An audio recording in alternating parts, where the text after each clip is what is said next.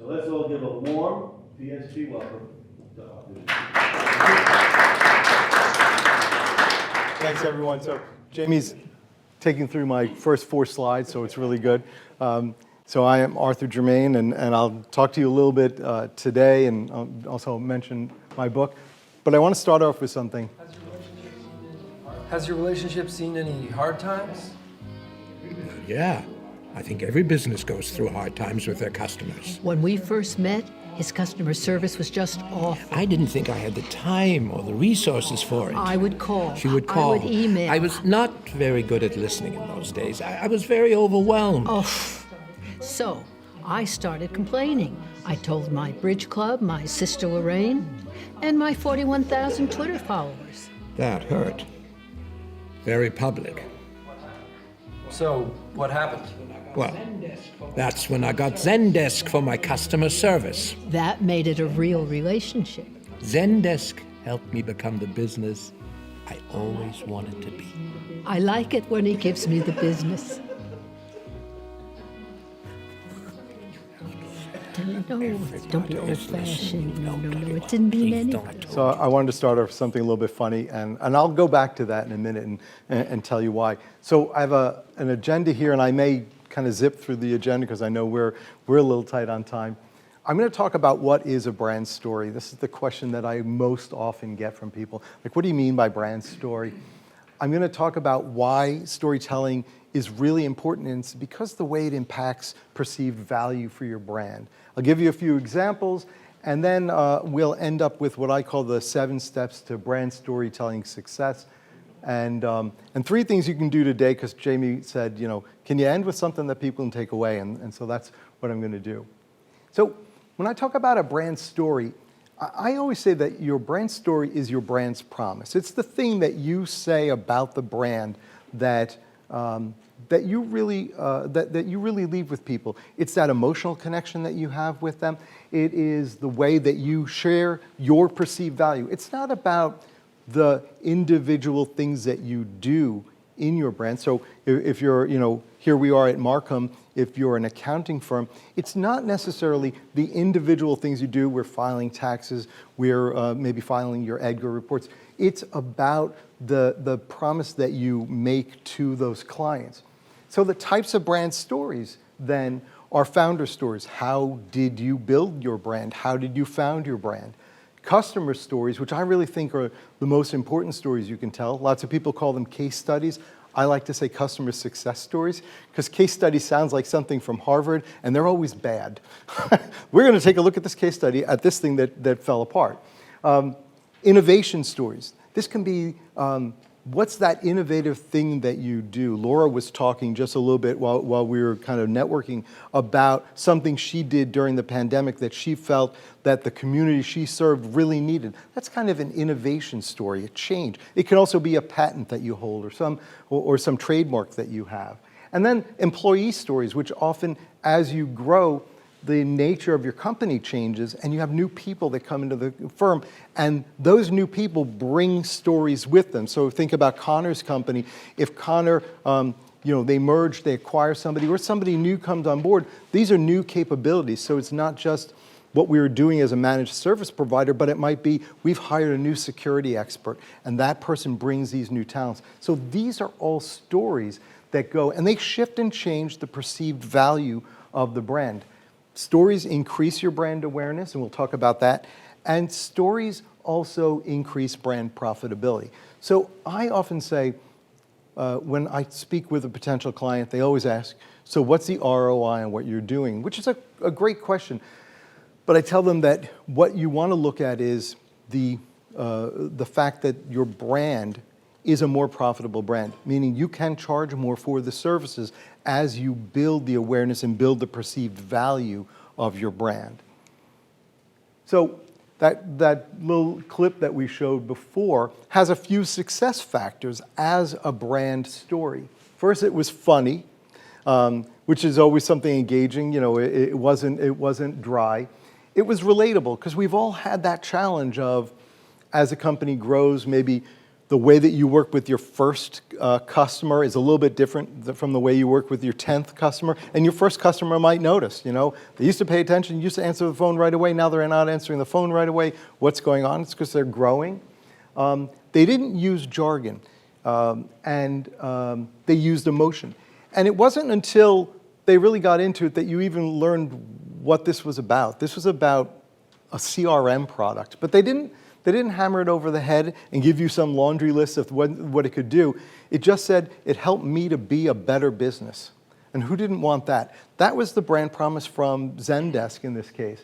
It, you know, as I said, it relied on kind of a real-ish customer challenge because obviously it's made up. And it showed empathy. And so I think later on I'll talk about these 7 steps of brand storytelling success, and you'll see that a lot of what we see here, these success factors, are the things that go into building stories.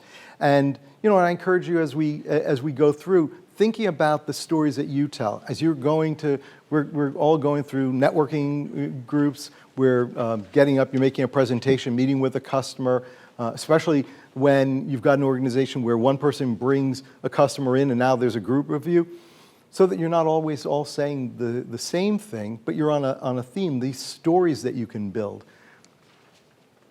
And so storytelling actually changes the perceived value. So this is a study that was created by advertising agency Hill Holliday a few years ago, and they took in a few different cases, they took different objects or different you know, types of products, in this case a hotel room, and they just made a slight change to the way they were advertising it. So in Group A, they did the typical thing you might see if you went to like a Travelocity or any of the hotel room you know, kiosks. You could say, okay, I'm looking for a hotel room, and they just said, here it is, typical, the square footage of the room, what the room looks like.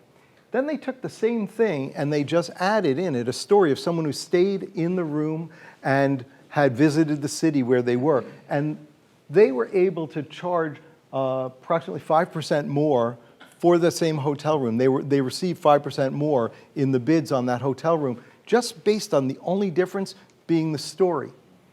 In a second study, they had some kind of a gallery where they had this picture of a cat, and they just said, here's the name with the artist's image and their you know, information, just the name and the year. But then in the second, they did alongside of it both the photo of the artist and their personal story. This time they were able to charge 11% higher for that same product. So again, it's just a perceived value. They did nothing different to the actual product. This third one, a bottle of wine, you can get this in a wine catalog. You know, we all walk into bottles and cases. But then the difference, and the second one is that they took the winemaker and they put a winemaker story along with it. And here they had a 6% higher rate for that. So, and then this last one is just kind of goofy. They did something using eBay, these little weird kind of fish spoons that were, you know, like soup spoons. And they just said, here they are on eBay. And in the second version, they included a little story. They had an author write a story that included these little fish spoons. Look at the difference in price there, 64% higher bids because it came with a story. So I'm not encouraging you to go write stories about about your service or hire someone to do it. Although, you know, if that's something you're thinking about, Ilya and I would be happy to have a chat with you about writing stories. But the idea that telling a little bit more and putting your service or your product in context can really change the value. And again, I want to impress on you that in each of these cases, there's no change to the actual product on the back end. It's the perceived value of the product. And in each case, they're not talking more about, oh, look, it's made with an intricate pattern. They didn't do that. They just talked and used it in some kind of a story. I'll give you an example. I worked with a local group called Sunrise Electrical Services.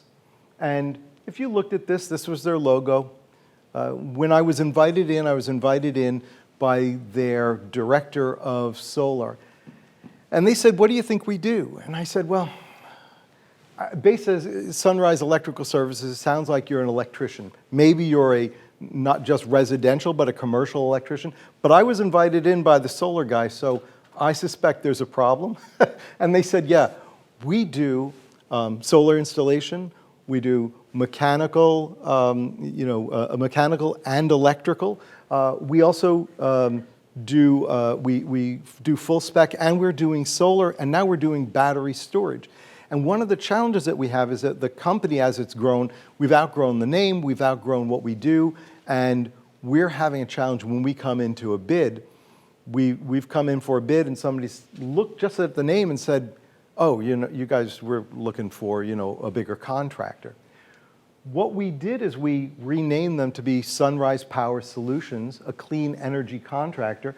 We gave them these little icons for each of their services. So electrical contracting, mechanical contracting, solar installation, something called combined heat and power, and energy storage.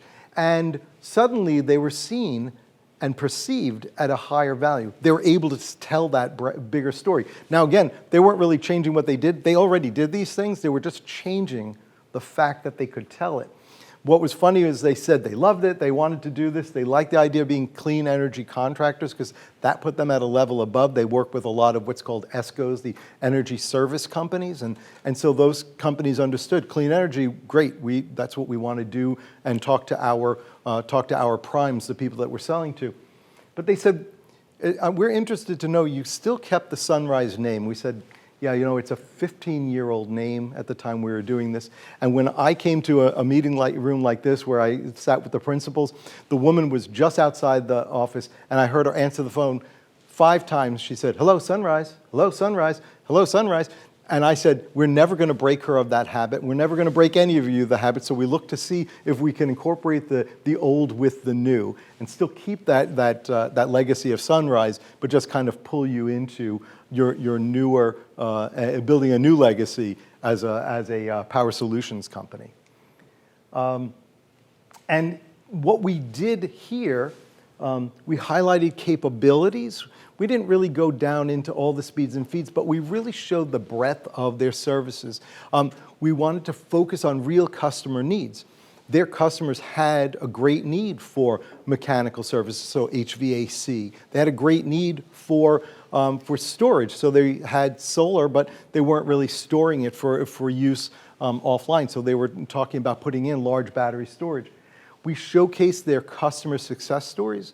So all over their website, we started to build those customer success stories. And that's, again, in that first slide that I showed you, kind of one of those 4 points, those customer stories, which are always important. And they suddenly became less defensive and more explanatory. Rather than having to come in every single bid going, no, no, no, we're not just electricians, guys. Let me tell you what you do. That just set them up for a defense right off the bat every single time. Now it was more explanatory. Oh, now we can tell you, here are these 5 things that we do, we can do many more. And if they add things to it, 6 and 7, if there are new things they do, if suddenly there's AI managing their HVAC, it can become a whole new division and something that they can explain. So how are we doing on time? We're good? Excellent. So what I have found in doing this is that if we can focus on telling these stories and using some tools to do it, that we actually end up telling better stories. I'm going to walk through what I call these 7 steps to brand storytelling success. When you're building a story, I doubt that you're going to hit every single one of these 7, but I keep and I'll leave this at the end, I keep this sheet near me when I'm working on my own copy and when I'm working on customer copy to say, just to challenge myself, the first one is it desirable? And I always, have it there just as I'm working on something, as I'm working on a blog article. It kind of keeps me aligned with what is the point of what I want to do in this story that I'm gonna tell. And so, and this one's for you, Greg. I use this. I use these great cartoons when I put them up here. And I said, the first is to make it desirable, right? And so asking, people desire things that they perceive are going to make their life better. You know, does the story that you're telling, does it inspire? Does it make your customers' lives easier? Does it do something for them that they really can't do right now? So, you know, so that idea of desire is one that's kind of keen. I think a lot of times that we think a desire, the whole idea sex sells. That's not what I mean at all. What I mean is, are you going to help take your customer, your audience, to a new state that they haven't been in before and that they can't necessarily get to? And can you show that? And sometimes show that what you've done with a customer or a client, how you help take them to a new state. That's the make it desirable. The other is make it clear. I work with a lot of technology companies, and technology companies, this would be Connor, you know, hold your belly button, right? We love to use these acronyms. I spoke to a tech company that said, listen, we sell to mom and pop shops. I said, who specifically usually brings you in? They said, usually it's somebody who doesn't really have a technical understanding. It's the office manager. That's our doorway in. And I said, yet when I look at your website, you have this big list of things filled with acronyms, including my favorite one, pen testing, and under their security. And I said, pen testing means penetration testing. So you've already shortened it down, and even penetration testing, not everybody knows what that means. Do you ever get questioned, like, what do these mean? And they laughed and said, all the time. That's one of the ones everybody asks us, what do these all mean? I said, so why are they on the website? You know, that's the idea of, you know, have you made it clear for the audience you're trying to reach? It may be clear to you, and it's certainly clear to the people that you work with, but it may not be clear to that customer you're trying to reach. I'm guilty of it myself. When I started offering content marketing services, I would say to people that we're doing editorial writing, because my background was in publishing. So I said, well, we do offer editorial writing. And as I explained what I meant, white papers and ebooks, one prospective client said, oh, collateral. And I said, yes, collateral. And so the next time that I met with somebody, I said, you know, we do editorial writing. She said, well, give me an example. I said, ebooks, white papers, blog articles. She said, oh, collateral. And I said, yes. And the third person, I said, we do collateral writing. And she said, got it, collateral writing. I had to teach myself to catch up and say, let's use a word that the clients and the prospects understand and use. So that's what I mean by just being clear. The third is to make it relevant. This is perfect from my friend Rich Isaac at Sandler, who often says, we all have a radio station playing in the back of our heads. It's WIIFM, what's in it for me? And I think that is always true. As you're listening to me, you know, and you pull up your phones and go, I have another meeting later, what's going on? I hope my wife got that note I left her. My husband, you know, did he pick up the thing I asked him? You've got all these things in the back of your head. What makes it relevant to you is the thing that's always important. So if I can say something today that you say, okay, Arthur made this point relevant to me that I really needed to think about, can my stories capture attention? Can my stories grab some kind of attention and really be meaningful to the customers? And that's what I mean by relevant. And sometimes it's very simply giving an example. For example, a customer did X, Y, and Z. That often is the most relevant part of our stories because it's the one that that your audience and customer can really relate to the most. They go, yeah, that sounds like me. So the more relatable the story, the more personal it can be. And that's why I love that video that I started off with. It's relatable, even though we may not be there with the same thing. We've all had that, a problem with a customer that we wanted to overcome. So we can all relate to, listen, we don't want to lose the customer. What can we do to maintain and build the relationship? And that goes right into the next, that it needs to be authentic. I won't go off on, we were having a great chat about ChatGPT and AI and is it real? Is it authentic? But the idea is that it's got to be your story. It's got to be something that is authentic. And it's okay to set up a straw man and say, for example, customers that do something like this, but whatever you build has to come from your authentic space. Laura knows what it is to build and put together an excellent program for a trade show. So even if she was talking to somebody in an area that she'd never worked with before, she can pull authentic examples to use and to say, here's what I mean. For example, I've done this in this arena. I would assume we might do something similar for you here. That builds both, makes it relevant, but it also shows that she's authentic in the story. So those examples that are personal, that are genuine, and then are practical, right? You can give all kinds of examples, and if they're not really practical, it's going to go nowhere. The last three examples, I always say are the most important and also the most difficult. One is to make it memorable. If you can make that story something that everyone can recall, that's where you have a winning story. If everyone here leaves with the idea that Arthur is a brand storyteller for corporate brands and he's given examples, that makes it memorable. If I've done a good job, if I've make this memorable later on when you're talking to somebody about an article or something, if that triggers in you a memory of, yeah, Arthur said we should look into this when we're writing a story, then I've made it memorable. How do you do that? It's the stories that you tell, it's the examples that you give.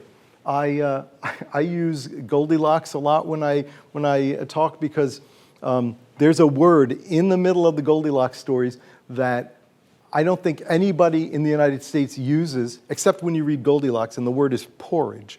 I don't think we ever hear that story. They use it in England, but we never use that here. So I always say, but if I say the word porridge, how many of you thought about Goldilocks? And lots of people are like, yeah, I thought about Goldilocks all of a sudden, because it's an odd word. It's a memorable word that kind of sticks out in the middle of that story for me. And we all know they think in threes. There's three bowls, there's three bears, there's three beds, there's three chairs. All of these things. That's what makes the story memorable. If the story had 9 bears and you had to remember all their names, it would not be a very memorable story. I can't remember the 7 dwarves' names, so I really couldn't remember if there were more than 3. Those are all kinds of things that make this a memorable story.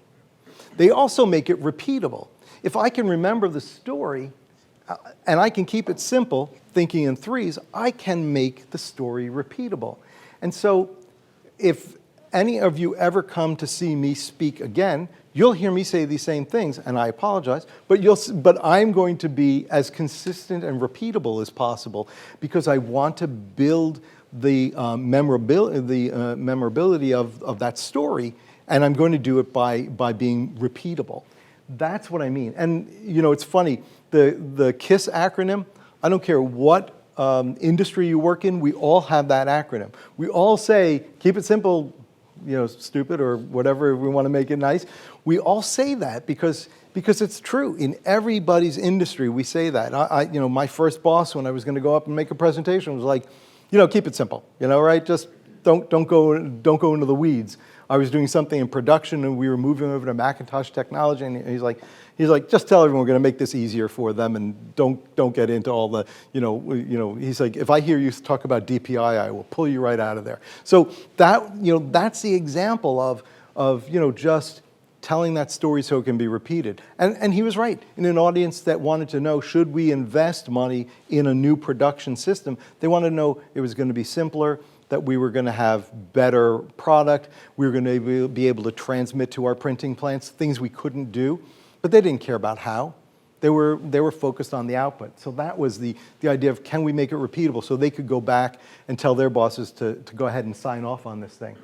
And the last is, can you make the story rewarding? Can you tell the story in such a way that the retelling or the resharing of the story is its reward? That's a difficult thing, but it's a lot of what we do. If you do a lot of account-based marketing, if you work with companies, we know today, right? It used to be, I'm selling to somebody, I'm going to sell to Mike, it's just Mike. But it never is just Mike. I sell to Mike and we have a discussion, and Mike now has to tell Greg, and Greg has to have a discussion, he has to pull Alex into the discussion. The idea is, can I make it repeatable so that it doesn't become a game of phone tag, that whatever story I've told is going to be the story that remains? But is it rewarding?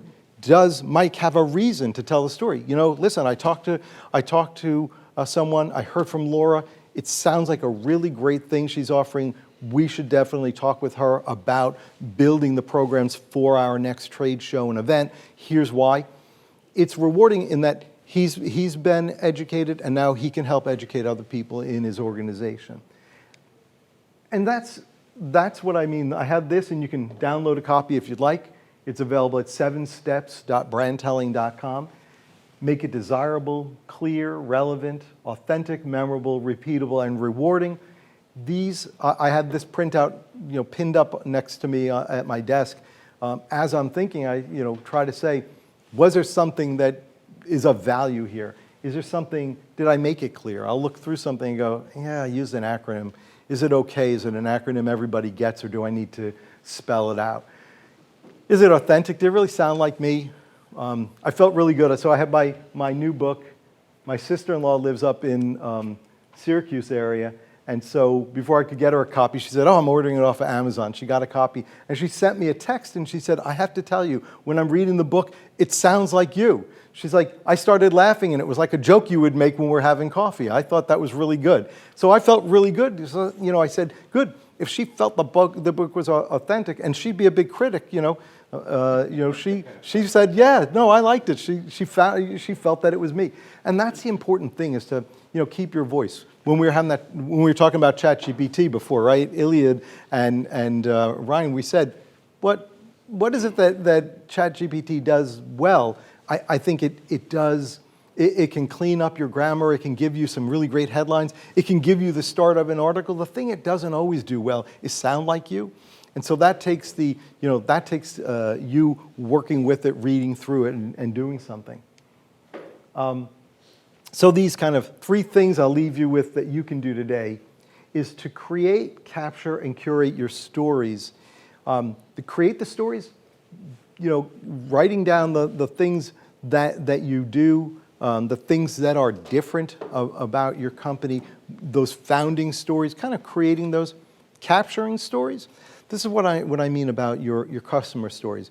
After you've had a customer engagement, capture a few notes about it. Maybe you capture a testimonial, but keep some more notes about it, because that can become part of the content that you use in your stories, is having that. And then the most difficult part, curate. You may have millions of stories. It's trying to figure out which is the right story to tell at the right moment. So you may have 4 or 5 different customers that you've got some great stories about. You're not going to tell all 4 or 5 of those with somebody. You might tell one. Just kind of picking and choosing, and that's what I mean by curating those.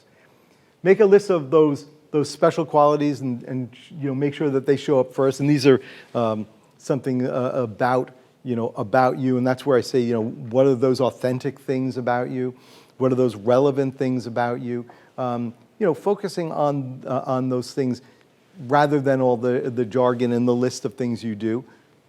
And then the last is using the 7 steps to just kind of use as a gut check. Am I writing something that's going to appeal to people, or am I just writing something because I felt like writing something today? It works even if you're doing a video. If you're doing a video, or am I capturing something authentic and real that will be relevant to the people who are going to watch this video, or is it just me chatting? So those things are all the key.